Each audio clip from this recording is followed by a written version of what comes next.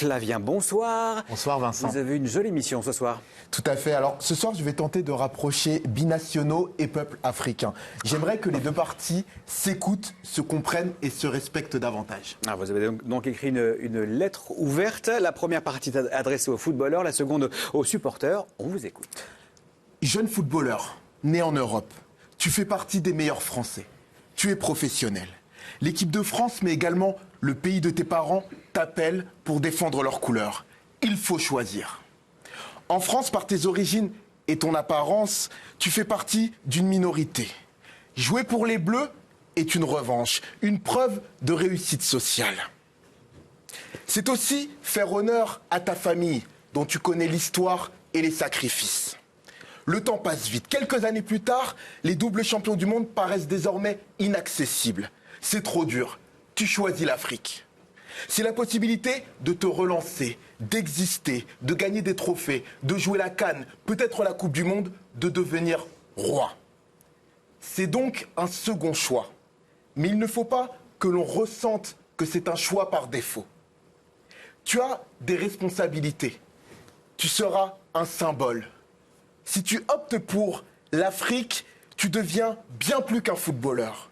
Tu es un espoir, le prolongement d'une filiation, le rappel d'un passé, peut-être de plaies encore ouvertes, de tensions entre ton pays de naissance et celui pour lequel tu joues. Le choix sportif doit être celui du cœur et des convictions. Vivre là-bas autant que possible, apprendre la langue, t'intéresser à l'histoire, aux coutumes, faire partie de la nation. Tu ne peux pas te contenter de prendre, c'est donnant-donnant. Alors, le message aux joueurs est passé, place à celui pour les supporters. À tous les Africains qui me regardent, vous voulez gagner et je vous comprends.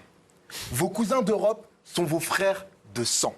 Logique d'espérer les retrouver à vos côtés. Logique d'être déçu en découvrant la composition de certaines sélections.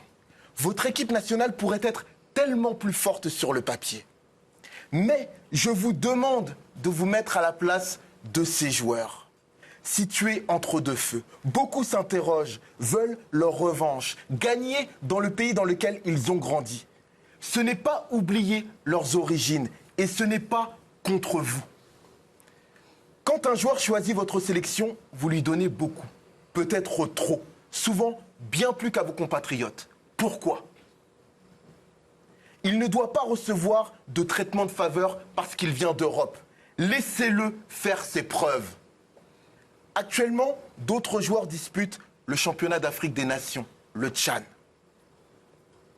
Une compétition où seuls les éléments évoluant sur le continent peuvent participer.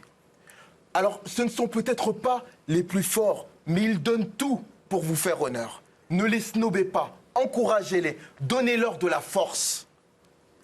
Le lien unissant les Africains et leurs descendants est indéfectible.